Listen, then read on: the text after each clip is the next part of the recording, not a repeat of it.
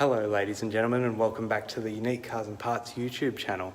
My name's Tim, and today I'm going to tell you what I believe to be the best car you could find on the internet for $500. Yes, you heard right, $500. It even comes with an engine and it starts.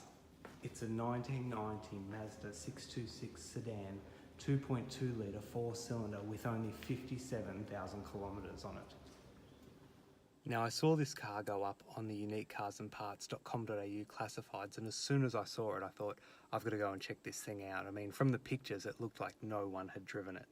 So I contacted the guy and went down there and checked it out, and just like the pictures, this thing was in unbelievable condition. It's like new. So the owner went on to tell me that it had been owned by an elderly woman that wasn't able to drive it for the last 9 years, so it had been sitting in a shed for about 9 years. Prior to that, she'd only driven it to the shops and back, and he'd managed to obtain it but had no use for it, so was selling it on to someone who could use it. So I checked it out, and sure enough, only 57,000 kilometres on it, and he offered to start it up for me, and engine started, so I just couldn't believe it. So I didn't negotiate. I just gave him the $500 and had to organise a trailer to get it back to my place because obviously it's not registered. So we couldn't drive it on the road, but we got it back here, and I'll just show you a little bit of the car and the condition that it's in.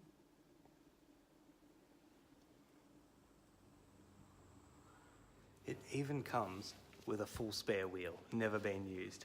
This thing is unbelievable. As you can see here, the rear seats have never even been sat in. The front looks just as good. All the switches and all the knobs are there. Everything works that I've tested so far, so pretty bloody good for $500. The front is just as good. There's no dents, no marks, no scratches. Tiny bit of paint missing off the front there, but otherwise all good. It even came with the logbooks and the service history. When do you ever find a car for $500 that has a full logbook history?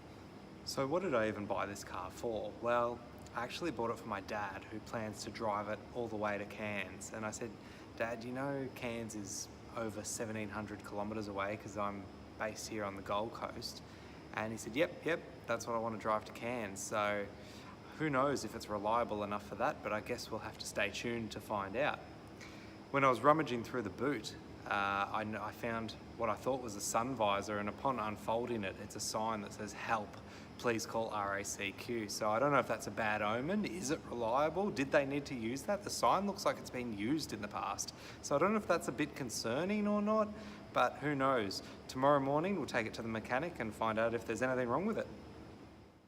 So I just got the Mazda back, and I can confirm that it is now a road-worthy vehicle, so I can go and get it registered, which is good. It did need the brakes done because they hadn't been done for so long and it had been sitting for so long.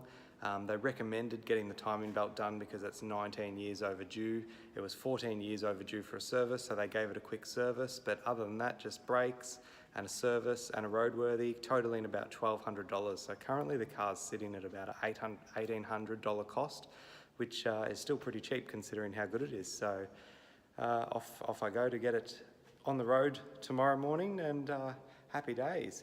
Remember to like us on Facebook, follow us on Instagram, and keep watching. Subscribe to the YouTube channel because the next video will be of the road trip to Cairns in the $500 car.